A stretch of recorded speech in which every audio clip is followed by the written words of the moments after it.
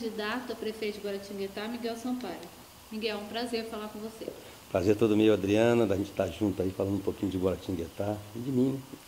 Miguel, antes da gente entrar no aspecto da sua campanha, de como você está direcionando a campanha eleitoral desse ano, eu queria falar da questão do PMDB, que foi muito difundido tanto no nosso site como no jornal impresso que está em suas mãos. Você tinha dito nas rádios que o PMDB provavelmente poderia fazer uma coligação com você e hoje foi declarado oficialmente que o PMDB é do Argos Ranieri, que ele é o pré-candidato do partido. Como que você analisa essa conjuntura? Olha, eu acato a decisão do PMDB. Para mim também foi uma surpresa. Eu recebi uma ligação do Antônio José pela manhã, dizendo que ele tinha tomado conhecimento de que o PMDB estava passando para as mãos do Argos Ranieri. Para mim foi uma surpresa. Eu estava numa sessão de fotos para a campanha, né, que eu estava fazendo isso com o Celso, e no primeiro momento eu liguei lá para o secretário do Paulo Scaff, porque havia um acordo do Paulo Scaff comigo, porque todo mundo sabe que o Paulo Scaff foi candidato a governador quando ele estava no PSB, e eu fui candidato a deputado federal, apoiei o Paulo Scaff, né? E tinha um compromisso dele de me ajudar na campanha que nós estamos em curso agora. E aí o Paulo Scaff foi do PSB para o PMDB. E nessa ida para o PMDB, ele convidou o Torino, lá, que é o diretor do Senai lá de Pinda, para o PMDB, e o Torino foi. Ele me convidou para ir para o PMDB.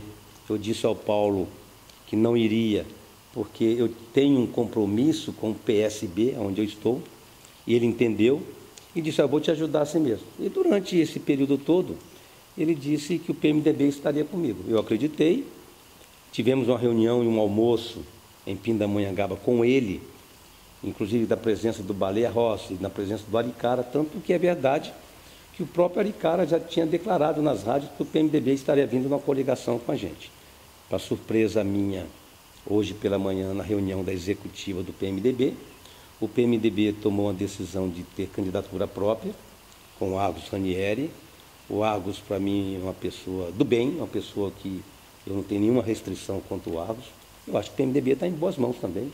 Eu lamento porque eu gostaria que o PMDB estivesse comigo, né? A gente ficou triste, e eu também estou triste, do PMDB não estar caminhando com a gente, mas eu tenho que respeitar essas decisões políticas que são tomadas nível de Estado. Existe uma estratégia do PMDB, pelo que eu pude entender, de que o PMDB lance candidatos agora, que possam também estar fortalecendo na candidatura de 2014, e nós temos que respeitar, né? Eu sou uma pessoa que segue as orientações de forma correta. Eu lutei muito para ter o PMDB, não consegui, então eu tenho que dizer ao Argos que ele vai dar sequência e a gente vai estar junto nessa campanha aí, cada um mostrando, né, o que pensa para a cidade de Guaratinguetá. Nesse processo, você se sentiu traído? Não, não senti. Não senti porque o Paulo Scaff é o seguinte, eu acho que ele não teve força dentro do PMDB, porque ele tinha dito, Miguel, eu vou te ajudar. Ele entrou no PMDB no final do ano passado também, né, no meado do ano. Eu acho que ele não teve força de pedir para que o PMDB viesse comigo, né? E ele dizia para mim, Miguel, existe uma estratégia nacional do PMDB. Ora, se você tem um discurso que você fala assim, olha, o PMDB não vai de penduricalho de nenhum outro partido. O PMDB ou vai lançar vice ou vai lançar a prefeito. Isso é uma estratégia correta. A estratégia do PMDB é correta. Nós tínhamos a esperança que o PMDB viesse com a gente e em seguida nós buscássemos o fortalecimento do PMDB. Não ocorreu, nós temos que respeitar, né? Vou continuar com a campanha, a gente lamenta, né? A gente estava assim, uma expectativa grande de ter o PMDB, as coisas acontecem. A política, assim, eu estou aprendendo agora, né? Que é igual uma nuvem, uma hora está assim, outra hora está assado. Então a gente tem que respeitar. Miguel, você foi o primeiro pré-candidato a anunciar o nome do seu vice, que é o Dr. Caleb. Essa foi uma boa estratégia, a antecipação do nome do vice? Não, não foi uma boa estratégia. Não foi pelo seguinte, na verdade, isso é um dos problemas que eu enfrento hoje.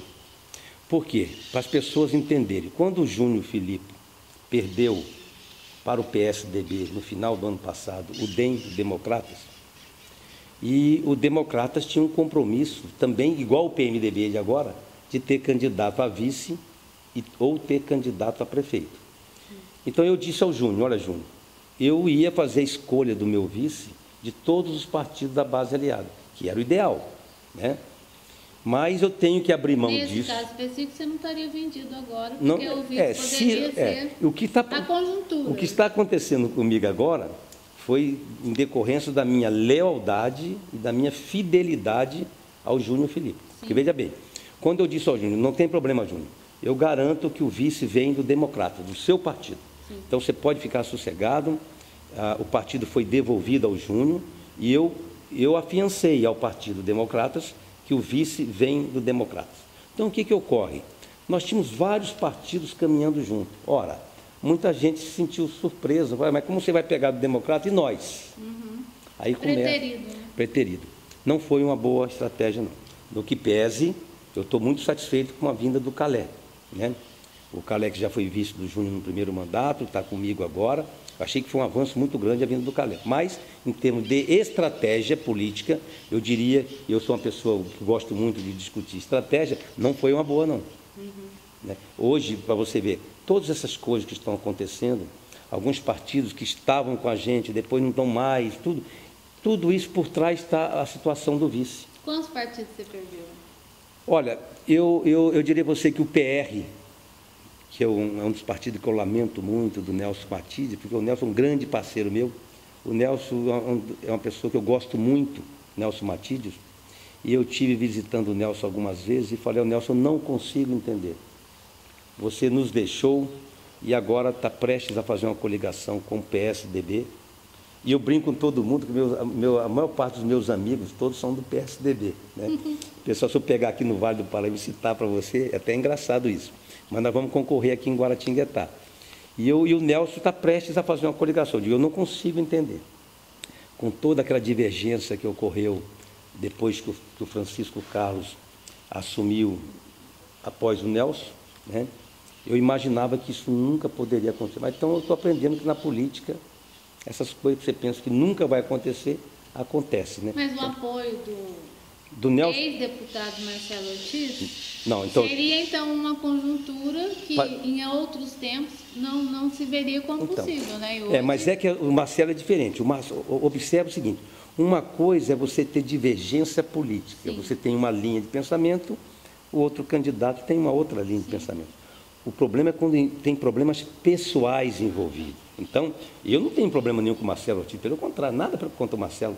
O Marcelo, quando perdeu a eleição, ele, no primeiro momento, ele me culpou. Eu provei para ele que eu tenho o direito, e tive o direito... E você se sentiu culpado? Não senti. Não, porque eu também estava numa estratégia de partido. Miguel, você saiu candidato a deputado federal para ter um recall para as eleições... para prefeito? Não. Por isso que eu entendo o que aconteceu com o PMDB, com o Argos, que é uma estratégia do partido. O PSB, na ocasião, exigiu de mim que eu saísse candidato para que eu fortalecesse a candidatura do Paulo Scaff a governador. Tipo assim, Miguel, então você foi para o sacrifício? Em nome do partido eu fui. Então, me favoreceu também, mas eu saí em decorrência de uma estratégia partidária. E eu disse isso ao Marcelo Ortiz, olha, eu lamento, mas eu tenho que sair candidato, porque o Paulo Scaff é um excelente um candidato para governador do Estado, e eu precisava apresentar o Paulo Scaff às pessoas que acreditam em mim. Então, isso é uma estratégia partidária. Por isso que eu saí candidato. Agora, eu saí candidato, tirei votos dele, mas se ele pegar a votação maior, não foi eu que tirei dele. Eu e o Marcelo tivemos juntos 50% dos votos. E os outros 50%? A cidade de Guaratinguetá votou em mais de 600 candidatos de outros partidos. Então, e ele reconhece isso hoje, né? Atribuir a culpa somente a mim, não. Você diz, Miguel, mas se você não saísse, ajudaria o Marcelo? Com certeza ajudaria, né? Mas ele estava num partido, em uma determinada estratégia. Eu estava em outro partido, então eu segui a orientação do PSB, do Dr. Paulo Scaff, e não me arrependo. Foi uma experiência muito boa, tive que me dedicar a alguns assuntos ligados à região, ao Estado, que você sabe assim, de passagem, então eu tive que me dedicar um pouquinho mais, até para ter discurso, para estar discutindo com as pessoas, valeu a pena. Eu acho que teve um ganho para mim. E agora nós estamos unindo força. O Marcelo Ortiz está com a gente, como está o Jorge Nicolas, em todo esse grupo. Ah, o PSD decidiu ontem? Não, o PSD já está com a gente há mais de 10 dias. Sim. O que está faltando para nós, que é um dos problemas também da prefeitura, é a área de comunicação, né? Então, nós estamos devendo um pouco na comunicação. E eu tenho um tipo de comportamento que é um pouco diferente. Eu não gosto de ficar alardeando nem falando as coisas, porque eu acho que a caminhada tem que ser uma caminhada serena, sabe? Tranquila. Os partidos estão com a gente, no momento certo, que é na nossa convenção, dia 23, a gente vai anunciar quais são os partidos que estão na base aliada. Então, eu acredito que as coisas podem ser feitas de forma tranquila, né? Eu acho que assim funciona melhor. Miguel, você foi superintendente da Caixa Econômica Federal há muitos anos. E você tem conhecimento daquilo que, até essa relação política hoje, ela se estreitou porque você já conhecia alguns prefeitos e algumas pessoas. Como é que é a vida pública, né? O ser vice-prefeito, né? Não, deixa eu explicar para você. Olha, como é que você... Na Caixa Econômica Federal, você trabalhar é totalmente diferente de você trabalhar na prefeitura. Não tem, né? Porque a Caixa Econômica Federal, apesar de ser uma empresa pública, ela é de direito privado. Sim. Significa que as regras que a Caixa segue é a mesma regra de um banco aqui fora. Então, é como se fosse uma empresa privada. Nós temos metas, desafios, nós temos cobrança, é uma pressão muito grande em cima... Apresentar resultados, uma pressão muito grande em cima dos empregados, dos gerentes. Então, eu fui acostumado a isso. Aí você vem para a prefeitura. A prefeitura, o que ocorre? Aqui fora, você faz tudo que não é proibido. É proibido, você não vai fazer. Lá dentro da prefeitura, você só pode fazer o que está escrito que é para você fazer. É diferente. Então, por isso, quando o prefeito pega algum determinado assunto para despachar, ele tem que ouvir o jurídico.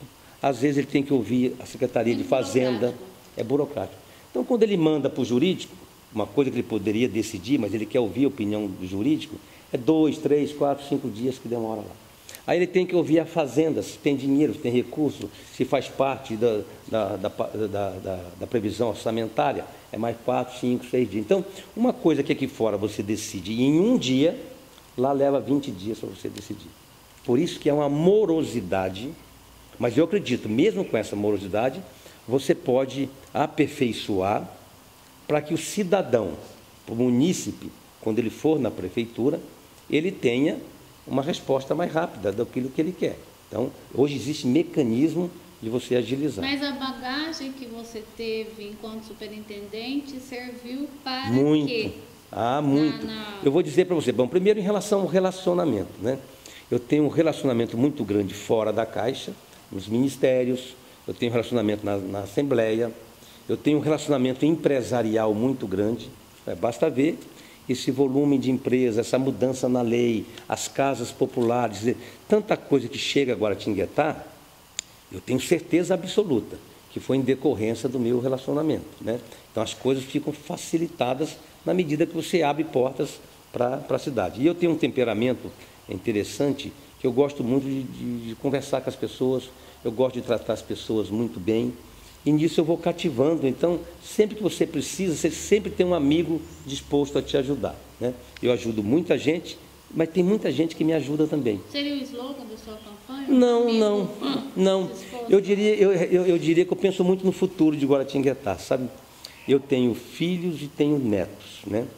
O que eu notei aqui em Guaratinguetá? Por muito tempo, a cidade, eu imagino, e não é uma crítica destrutiva, não, é uma situação que eu vivenciei. Eu acredito que as pessoas que estão vendo essa entrevista, a maioria vão pensar como eu estou pensando agora. A cidade, ela tinha um muro virtual que impedia o seu crescimento. Quer dizer, as regras que tinham na cidade, eu dou um exemplo, você só poderia construir um prédio em Guaratinguetá até 8 pavimentos. Por que 8? Não 15, não 20, né? Você tinha algumas regras na cidade que a legislação era muito rigorosa para o empresário que vinha de fora. Você não tem uma lei de incentivos, como toda cidade tem. Então, o Júnior permitiu, e eu comecei a trabalhar na mudança da legislação, na mudança do plano diretor da cidade. E você já começa a observar a cidade com crescimento vertical. Porque se você não faz assim, você cria uns bolsões, uns vazios urbanos, onde a prefeitura acaba colocando água, esgoto, luz de graça para as pessoas lá, que tem aquele terreno ali, e ele guarda o terreno para o neto, para o bisneto. E você vai jogando para a periferia as pessoas, criando bairros mais longes. Aí você cria um bairro, você tem que colocar escola, você tem que colocar posto médico. Então, o que nós estamos fazendo agora? Nós estamos adensando a cidade, nós estamos fazendo com que a cidade possa se verticalizar em algumas regiões, utilizando toda a infraestrutura que tem naquela região. Tem escola, tem posto médico, tem transporte, você entendeu? Então, você faz com que você use mais todo aquele serviço que está oferecido ali. Miguel, você fala dos incentivos, né, de que você trabalhou de forma precisa para que a legislação pudesse ser alterada, para que algumas empresas tivessem benefício e viessem para cá. Isso. Nós tivemos no nosso site do Jornal Info e também no Jornal Impresso e uma matéria que teve grande repercussão e grande questionamento, tanto por parte dos leitores como por parte dos internautas, que foi a doação da Prefeitura para lojas TED varejista aqui em Guaratinguetá. Doação de 8 mil metros quadrados. Bom, deixa eu explicar para você. Nós temos um polo industrial, que é o polo 2, né? Lá próximo a La Bufalina, a Ambev, que nós tínhamos alguns terrenos ali. Na verdade, tinham três terrenos disponíveis ali. Quando eu propus ao Júnior Filipe a mudança na legislação, sim, porque eu sou contra a criação de polo industrial da prefeitura, como aquele lá. Foi um polo mal feito, me perdoe, não sei quem fez, mas é uma crítica que eu faço. Porque você fez um polo, foi feito um polo que não tinha infraestrutura de água, de esgoto, não tenha o asfalto na porta da fábrica. E hoje, a atual administração tem que correr atrás para fazer aquilo que era para ter sido feito por quem fez o polo. Bom, tudo bem. Então, esses terrenos estavam lá à disposição. Por que a loja TED? Ali nós tivemos terreno para Capivari, nós tivemos terreno para Lucoio. A loja TED estava para implantar seu centro de distribuição em Lorena, né? Quando nós tomamos conhecimento e o Júnior Filipe me trouxe essa situação, a primeira coisa que nós pensamos é em trazer para cá, porque nessa colocação de incentivo às indústrias e a novas empresas, não importa se o empresário é de Guaratinguetá ou empresário é de fora. Nós tínhamos o terreno e era um terreno que ninguém queria, porque esse terreno, por muito tempo, andaram tirando terra dali. Então, ali seria uma localização privilegiada? Não é privilegiada. Aliás, do Polo 2 era o pior terreno, tanto que foi o último que ninguém queria, porque inadvertidamente tiraram muita terra do terreno, ficou um buracão. Por vários empresários, nós tentamos colocar aquele terreno, mas ninguém queria. Quando o Beto Issa me procurou, que eu falei, olha Beto, a única opção é vocês irem para lá para a gente trazer de Lorena. Ele falou, Miguel, mas eu vou ter um investimento muito grande ali no aterro daquele terreno. Eu digo, é o ônus, você vai receber um terreno e você vai investir mais nele do que os outros investiram. E ele aceitou esse desafio, que para ele foi um bom negócio, e para nós também. Eu não tenho arrependimento nenhum de ter feito essa proposta. Mas foi bom para o município em que sentido? Bom, primeiro que você tem um centro de distribuição, em torno de 40, 50 empregados que nós vamos ter colocados ali. Segundo, a geração do imposto aqui na nossa cidade. Então, você tem isso como reflexo lá na frente. Então, ele já tinha uma área garantida em Lorena, e o convite para vir para cá, nós que fizemos. Sim. Então, eu digo para você que algumas empresas nós trouxemos de fora. Eu dou, por exemplo, a Lucoio, que é uma empresa espanhola, em parceria com a Tecno, essa empresa já estava com CNPJ em Barra do Piraí, no Rio de Janeiro. Quando o Homero, o doutor Homero, que é diretor da Tecno, falou para o Júnior Filipe, olha, nós vamos construir uma fábrica no Rio de Janeiro. E o Júnior me falou isso, o Júnior falou meio-dia, 1h da tarde, eu estava na Tecno. Porque eu não sabia que a Tecno ia construir uma fábrica com investimento de 25 milhões de dólares em Barra do Piraí. Eu fui até a Tecno, pedi uma audiência com o Dr. Val, que é um sócio proprietário da Tecno, e mostrei para ele a nossa legislação. Eles pediram um período para fazer uma reunião de diretoria e nós apresentamos um convite oferecendo para a Lucoil 30 mil metros quadrados, que era o que Barra do Piraí estava oferecendo. E eles mudaram para cá, tanto que o prefeito de Barra do Piraí, para mim, ele não ligou, mas ele ligou para o Júnior Filipe reclamando a agressividade de mercado nossa em trazer a empresa para cá. Os leitores do Info têm perguntado por que a doação, no caso específico, foi para a Lojas TED e não para a AGC. Bom, a AGC, primeiro que a AGC está construindo na área específica que ela adquiriu, uma área grande de 720 mil metros, a AGC nunca pleiteou nenhuma área ali, porque a AGC é uma área muito grande. Para você ter uma ideia, essa área que foi cedida para as lojas TED, ela tem 8 mil metros quadrados. A AGC comprou 720 mil metros quadrados. Mas só um adendo, dessa área doada pela TED, apenas metade dela vai ser usada, né? Quer dizer, então se eles vão usar metade para construir...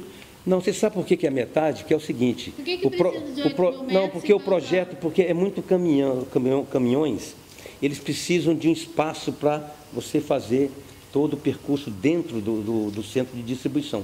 São caminhões pesados que trazem mercadoria, a construção do galpão em torno de 4 mil metros quadrados, mas eles precisam de uma área maior para o caminhão fazer toda a manobra ali por dentro, né? Por isso que foi cedida a 8 mil metros quadrados. E por que para a loja TED e não para outra loja? Porque todas as empresas que pediram, que apresentaram um projeto, e existe um grupo que analisa a viabilidade do negócio, a maioria das empresas, porque são empresas que vêm fazer investimentos na cidade, a maioria das empresas foram atendidas, tanto que a partir de agora, nós não temos mais nenhum terreno lá. Então agora, qual é a política nossa? Vocês avaliam em relação ao custo-benefício. Custo-benefício para a cidade. Isso, aí entra emprego, entra... não dá só para quem vai fazer a instalação ganhar, não. O município... A cidade ganha muito, aí entra emprego, geração de imposto, projetos sociais que são exigidos. Mas o que eu queria dizer para você é o seguinte, a mudança na legislação eu que propus para o Júnior. A partir de agora, nós não temos mais nada para doar. Os últimos lotes já foram doados. A partir de agora, a empresa, é o caso da AGC. A empresa tem que vir para Guaratinguetá, ela tem que comprar o terreno dela, ela tem que fazer toda a obra de infraestrutura e obra de construção civil. Aí sim, ela vai pedir para a prefeitura devolver em benefícios ao longo de 20 anos o que ela colocou primeiro do bolso dela. Então, nós invertemos o processo em Guaratinguetá, que é um processo moderno, que já funciona em Atibaia, em Indaiatuba, Sorocaba. São cidades que eu fui visitar e trazer essa nova forma de trabalhar com as empresas. Então, a partir de agora, a prefeitura não vai ter mais polo industrial para estar colocando dinheiro do munícipe lá dentro, para depois estar doando. O que nós fizemos foi terminar com os lotes do Polo 2. Agora, o nosso polo começa a se formar depois do viaduto do Paturi e a empresa tem que comprar. Ela tem que procurar o dono da área, ela negocia, ela compra, ela investe e nós vamos analisar de que forma nós vamos devolver em benefícios para ela.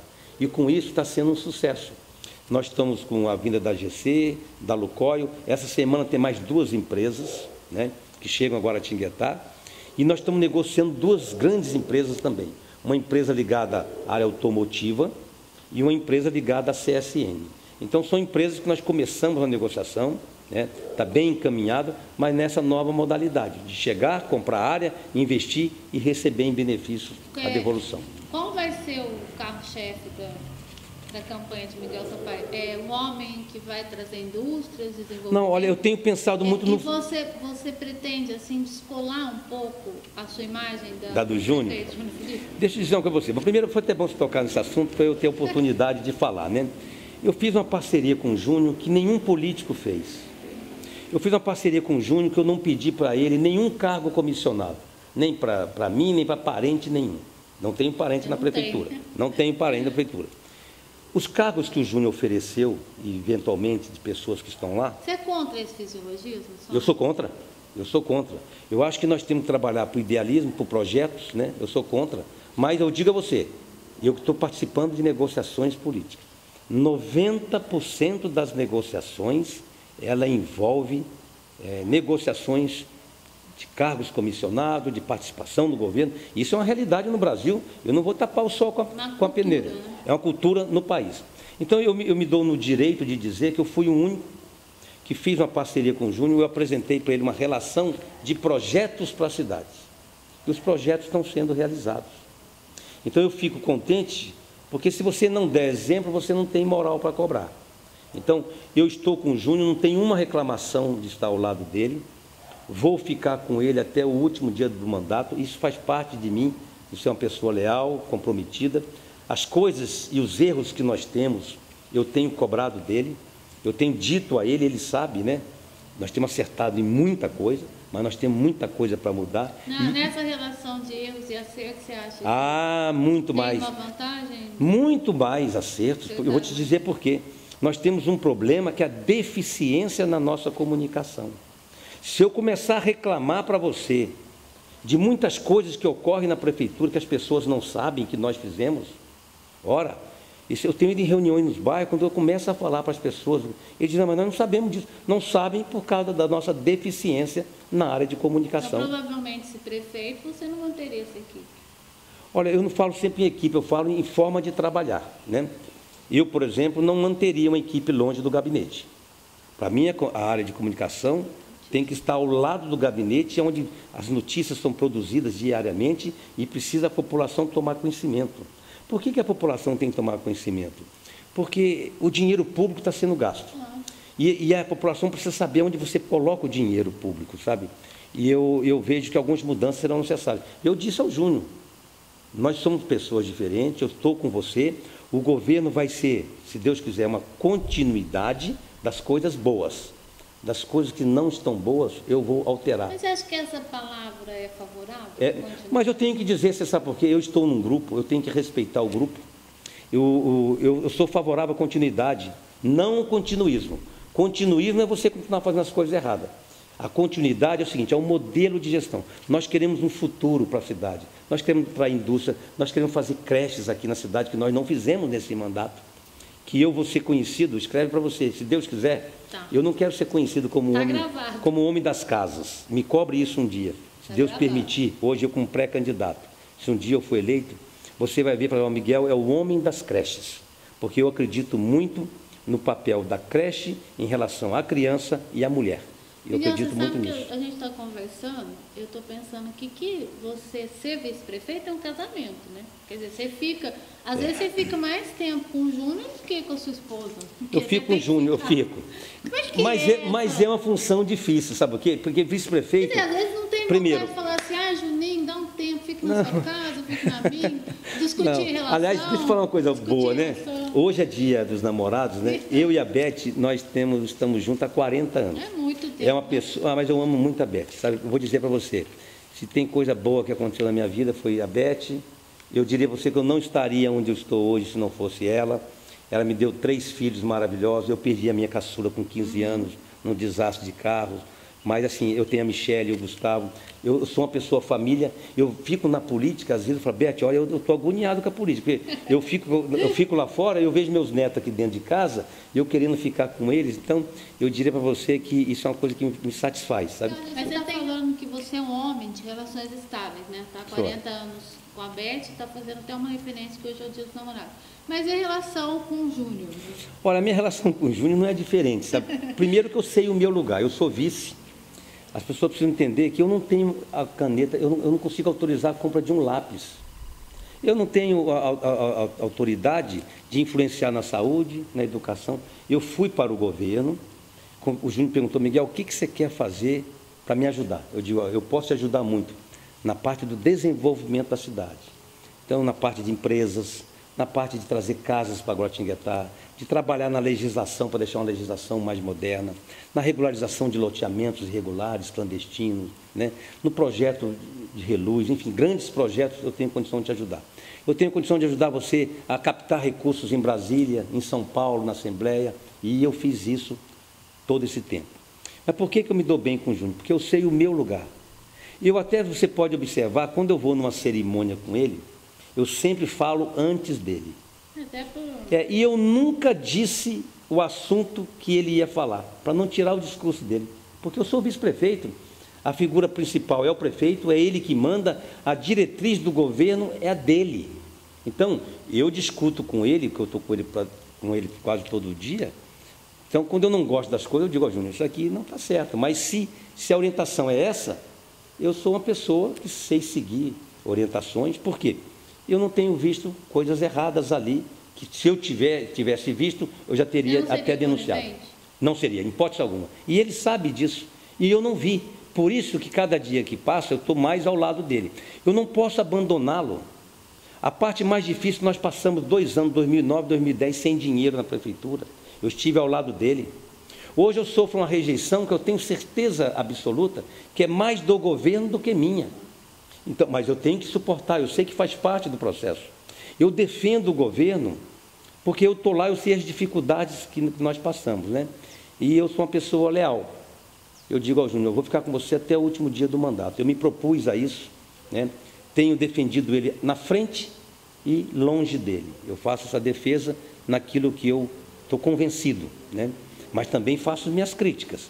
Ele sabe que um governo Miguel Sampaio é uma continuidade do dele no aspecto da direção, mas eu sei exatamente o que eu quero. Eu sei exatamente aonde precisa mexer. Então, eu tenho alguns conceitos que diferem do dele, mas eu respeito ele. Então, eu digo para você, e ele sabe disso, que foi um casamento que deu certo. A Beth até brinca comigo. A Beth fala, nossa, Miguel, você parece estar mais com o Júnior do que comigo. Eu digo, não, Beth, mas é assim mesmo. Eu sei o meu lugar. Eu sou vice-prefeito, ele é o prefeito.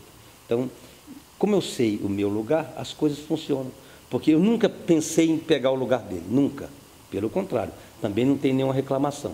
O Júnior sempre me valoriza, o Júnior sempre que pode, ele me coloca em papel de destaque. Então foi uma parceria que deu certo. E isso incomoda as pessoas às vezes, né? Mas não quer dizer que haja subserviência, não. Existe uma relação madura de amizade. Olha, tem dia que eu falo muitas coisas para o Júnior que eu sei que ele não gostaria de ouvir. Mas eu estando ao lado dele como amigo, eu não vou dizer só coisa que ele quer ouvir, não. Eu digo coisas que eu ouço da população e transfiro para ele. Olha, se ele quiser aproveitar, bem. Ele, e eu tenho certeza, conhecendo ele como eu conheço, ele me ouve bastante. Tanto que tem uma coisa engraçada. Esses dias eu estava pensando, o Júnior nunca me disse um não, em todo esse tempo. Eu falei, engraçado, o Júnior nunca me disse um não. Por que será? Porque eu também só pedi para ele o que ele podia fazer. Até isso eu faço para ele. Eu não peço para ele o que eu não gostaria que pedissem para mim. Por isso... Você está tendo agora a experiência de ir nas ruas, né, nos bairros, para pedir voto, né, como candidato. Você citou há pouco que você tem uma rejeição que é natural porque você está no governo, né, no governo de 8 anos. Né? Verdade. O que você tem? Como é que é essa relação? Não, a rejeição não é só essa, não. Não? Eu tenho que confessar que eu tenho uma rejeição do governo e eu tenho uma rejeição pela minha aparência. O pessoal acha que você é metido. O pessoal acha que o Miguel é metido, o Miguel ele passa, ele não fala com a gente. E até um dia desse, até engraçado, a Beth lê muito, ela lê muito mais do que eu. Ela falou, Miguel, eu já descobri a sua doença. Aí me deu um nome que eu não sei te dizer qual é. É uma doença assim, eu estou andando, mas minha cabeça, ela está a 1000 por hora. São vários projetos, eu estou imaginando as coisas, pessoas que me falaram isso e aquilo. E nisso, isso é um erro que eu tenho que corrigir. E com isso eu acabo não prestando atenção nas preciosidades das pessoas, das pequenas coisas. Às vezes eu estou parado. Agora mesmo o Márcio França, que é o presidente do meu partido, veio fazer o lançamento da Rota Franciscana do Frei Galvão. Aí uma hora ele olhou para mim e falou, Miguel, parece que você está voando, cara, parece que você não está aqui. Eu falei, eu estou mesmo. Eu estou pensando lá na frente, o que nós vamos fazer com o Dom Damasceno, que está pedindo uma área para fazer a igreja do Frei Galvão e tal. Então minha cabeça fica a 1000. Então eu estou me policiando. Eu estou procurando mudar um pouco a imagem, porque eu não sou assim. Aí as pessoas falam assim, nossa, Miguel, aí eu começo a conversar com você, eu vejo que você não é daquele jeito, você é uma pessoa simples. Eu sou uma pessoa simples, Adriana. Você é de origem humilde? Não, a minha família é muito pobre. Meus pais vieram da Bahia para Guaratinguetá há 55 anos atrás. Você nasceu na Bahia? Eu nasci na Bahia, em Itagi. Eu cheguei em Guaratinguetá, eu tinha 5 anos de idade. Fui morar na rua Guaranice. Meu pai, ali no Pedregulho, eu morei ali no Pedregulho. Eu estudei, minha primeira escola foi Costa Braga. Eu fiz o primeiro ano no Costa Braga. Mas meu pai era operário da fábrica de papel em Aparecida. E meu pai tinha um homem aqui em Guaratinguetá muito bom, chamado Germano Figueiredo, que trabalhava na fábrica. E ele arrumou uma casa para a gente morar de graça em Aparecida. E essa casa é na Rua da Biquinha, que eu falo sempre. A Rua da Biquinha é uma rua, como uma rua qualquer num bairro pobre. É uma rua que não era calçada, é uma rua que tinha 500 metros, um lixão de Aparecida. Eu cansei de ir no lixão procurar cobre, alumínio, para vender, para comprar picolé, para comprar doce. E é uma rua próximo ao Paraíba. Então, quando enchia o Paraíba, a enchente chegava na porta de casa. Então, eu sei exatamente o que é uma pessoa como lá no São Manuel, na Vila Bela, as pessoas morarem... Eufrásio Fernandes. Quando encher sua casa, então, lixão. Por isso que eu valorizo o Júnior, que terminou com o lixão. Eu imagino a satisfação e alegria do Santa Luzia. E eu tive uma ascensão.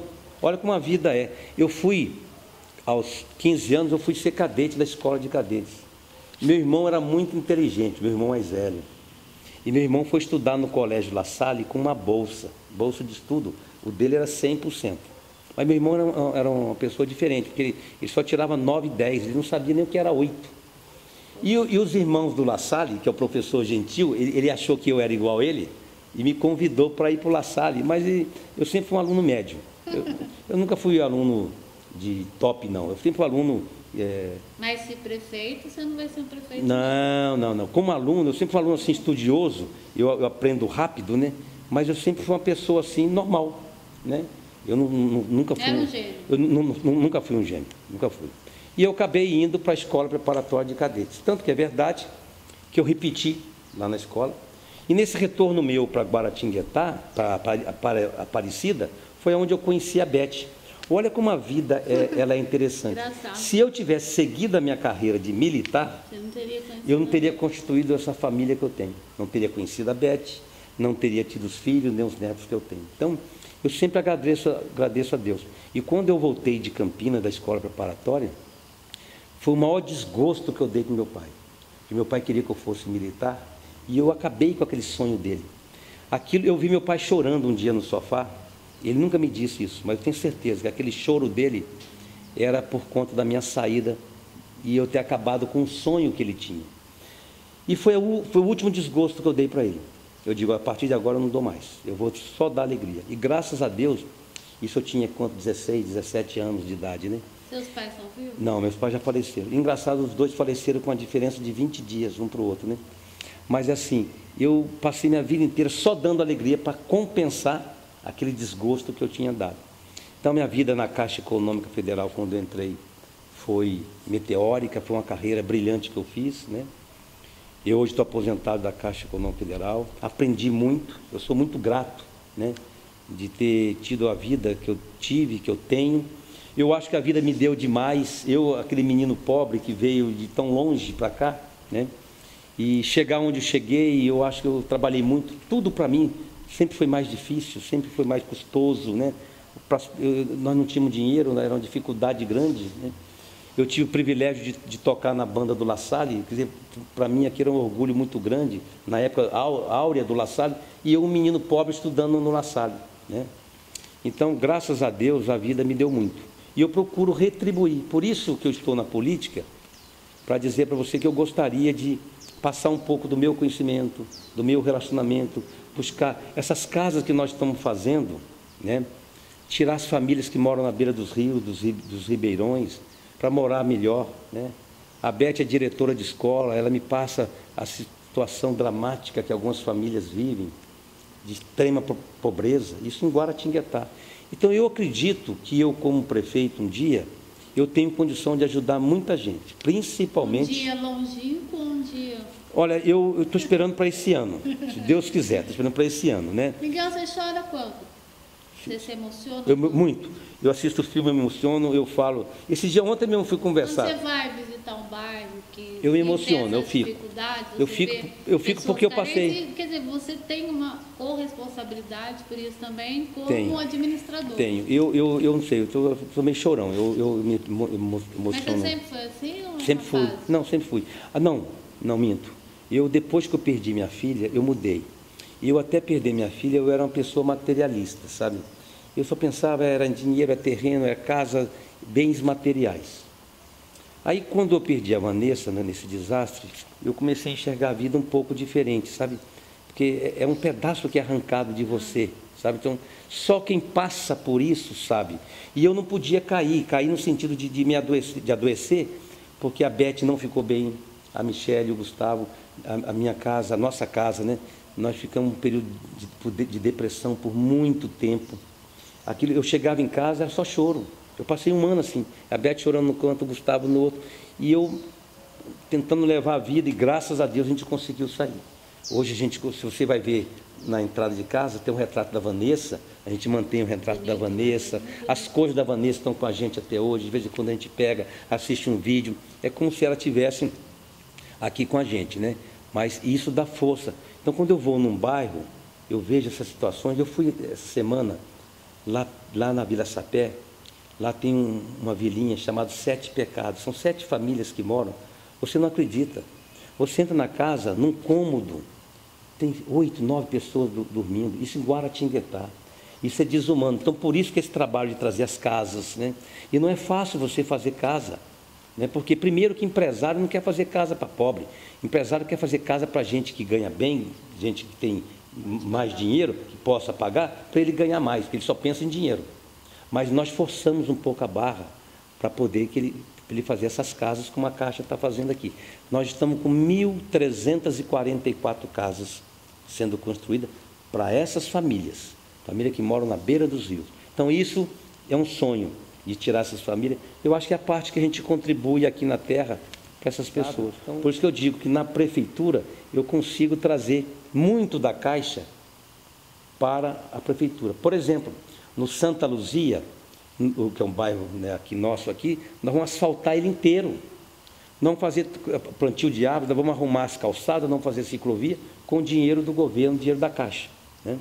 Então, é um trabalho que me agrada muito fazer. Miguel, foi um prazer conversar com você. Provavelmente a gente vai se encontrar outras vezes, que a gente vai estar entrevistando, depois da convenção, todos os pré-candidatos, para que cada um mostre para Guaratinguetá aquilo que quer fazer pela cidade. Sucesso aí. Eu que Espero agradeço. que você tenha êxito na sua Eu agradeço essa oportunidade de ter falado um pouquinho, né? Espero de ter correspondido o que você pensava, né?